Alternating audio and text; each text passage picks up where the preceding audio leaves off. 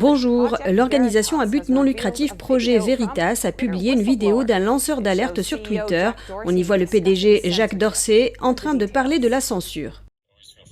La vidéo a fuité et met en évidence des conversations en interne incluant le PDG de Twitter Jack Dorsey et ce avant la décision de censurer.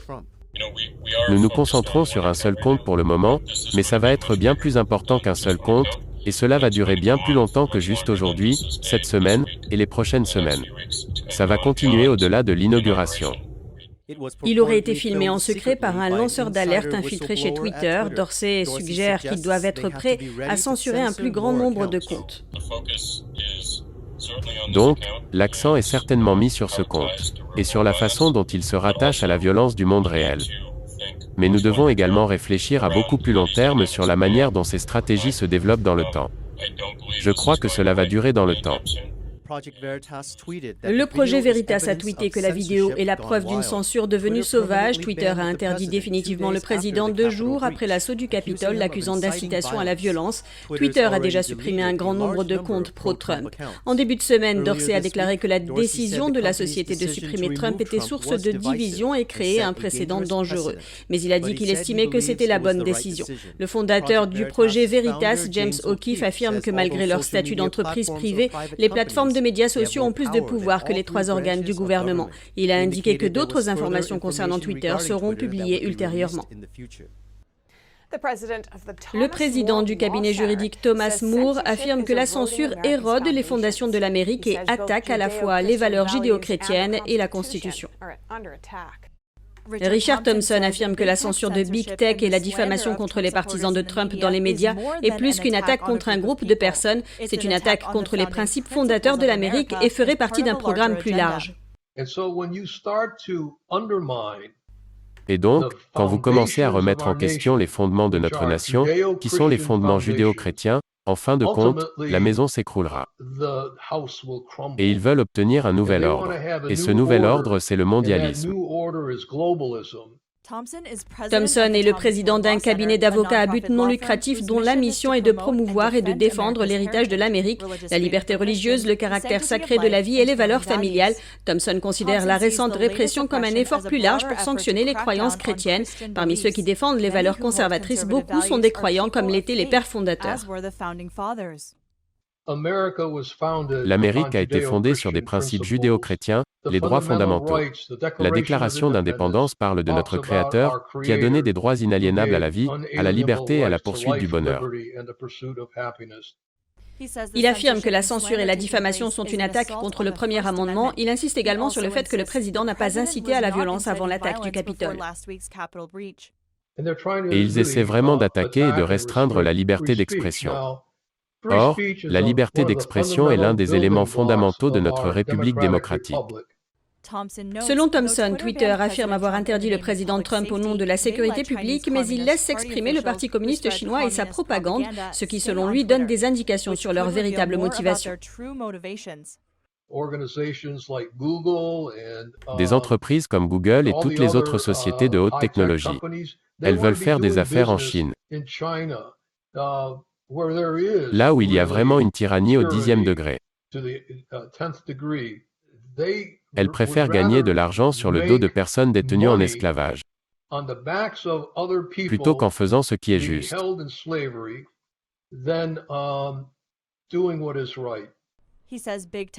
Il dit que les géants du numérique permettent aussi aux responsables d'autres pays totalitaires de rester sur leur plateforme. Selon lui, les récentes actions des médias du numérique, des médias traditionnels et des politiciens démocrates constituent également une attaque contre le pays.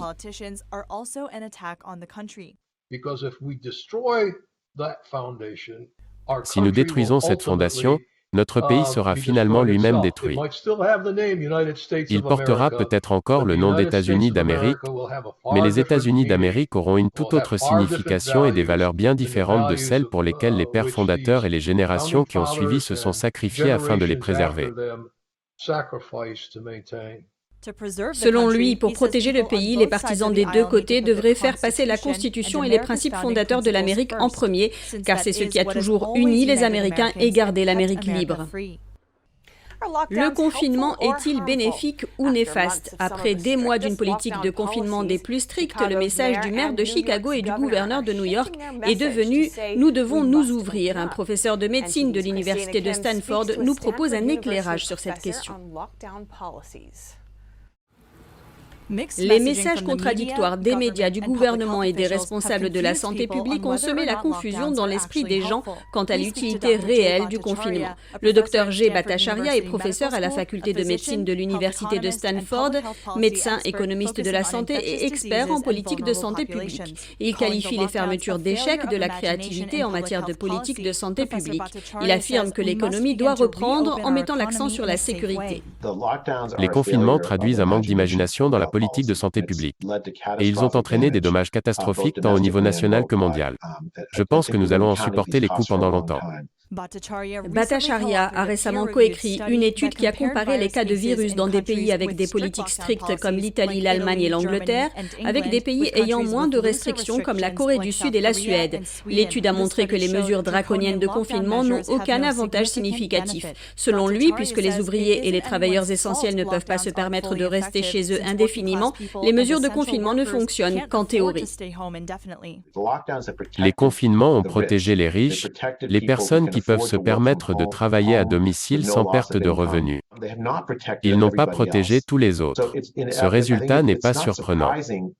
Inévitablement, les confinements échoueront juste parce que nous ne sommes pas des rats à mettre dans des cages qui peuvent y rester pour toujours.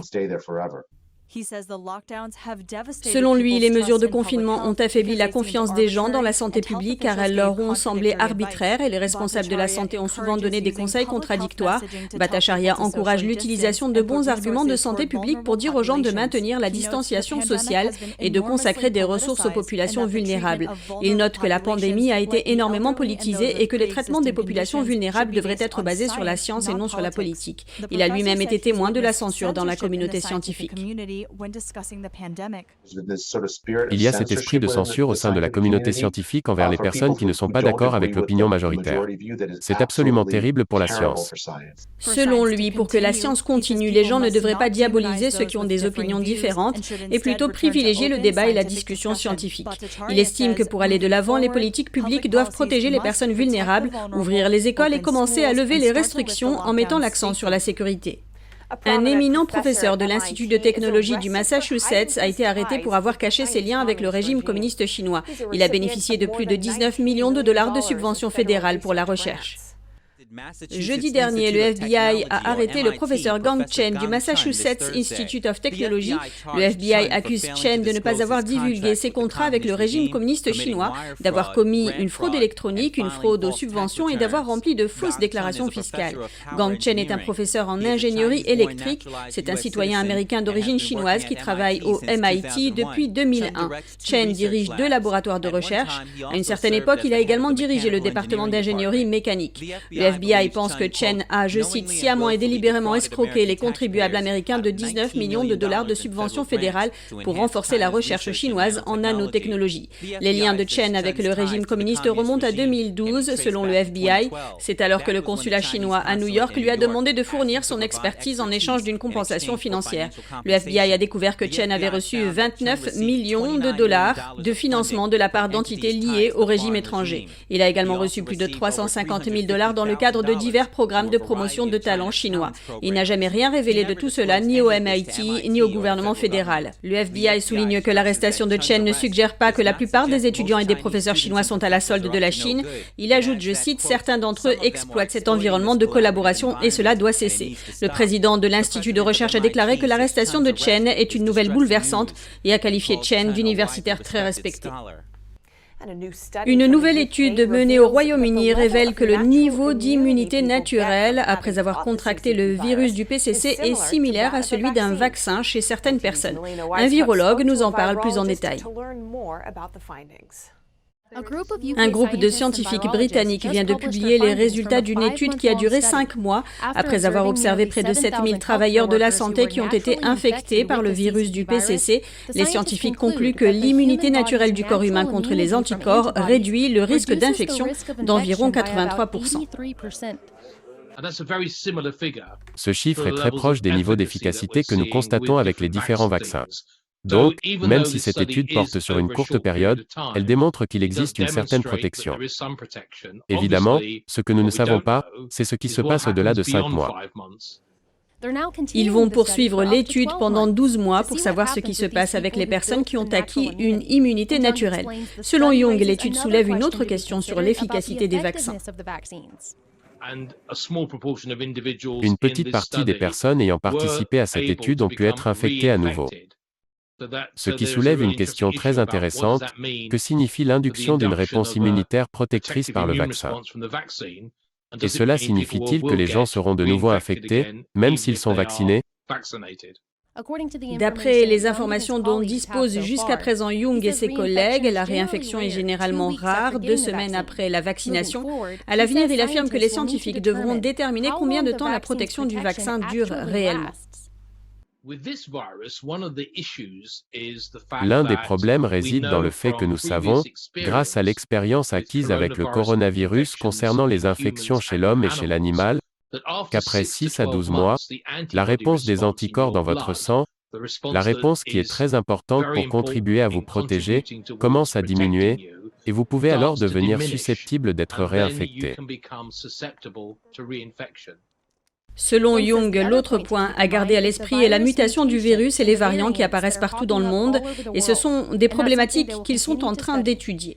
Une équipe de l'Organisation mondiale de la santé est arrivée en Chine. Son objectif est d'enquêter sur les origines de la pandémie, mais dans le même temps, Pékin attribue la responsabilité d'un nouveau rebond local du virus aux glaces importées. Les autorités chinoises rejettent à nouveau la responsabilité de la propagation du virus dans le pays. Cette fois, elles accusent les glaces importées. Les autorités de la province chinoise du Hebei affirment que le virus a été trouvé sur certains desserts glacés. Elles déclarent qu'il pourrait s'agir d'importations d'Ukraine et de Nouvelle-Zélande. Les médias chinois rapportent qu'environ 2700 boîtes du produit supposé contaminé ont été vendues, et plus de la moitié ont été distribuées à d'autres provinces. Les autorités testent même les personnes qui ont été en contact avec le dessert surgelé. Mais contrairement aux affirmations des autorités chinoises, le CDC et l'administration des denrées alimentaires et des médicaments ont déclaré que le virus ne peut pas être transmis par les aliments. Le PCC a l'habitude de rejeter la responsabilité de la pandémie sur d'autres individus. Cette dernière découverte fait suite à une augmentation du nombre de cas dans toute la Chine. Les infections signalées dans ce pays sont les plus élevées depuis juillet de l'année dernière. De nombreuses provinces ont décrété l'état d'urgence et un certain nombre de villes sont bloquées.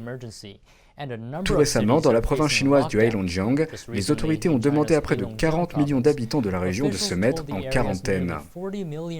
Parmi les autres produits que la Chine a incriminés pour ces pics de virus, citons le porc allemand, le bœuf australien et le poisson indien. En décembre dernier, elle a même accusé des pièces automobiles importées de propager le virus en Chine. Selon les médias chinois, les autorités ont testé des véhicules provenant d'une usine d'importation de voitures à Pékin, et ils affirment avoir trouvé un grand nombre de pièces automobiles et de matériaux portant le virus. La Chine a également tenté de rejeter la responsabilité des origines du virus sur les États-Unis, en affirmant que lors d'une visite, des soldats américains ont transmis le virus à Wuhan. De hauts responsables américains ont contesté cette affirmation. Il est largement reconnu au sein de la communauté internationale que le virus est originaire de Wuhan. Une équipe de l'Organisation mondiale de la santé est actuellement en Chine pour enquêter sur les origines du virus.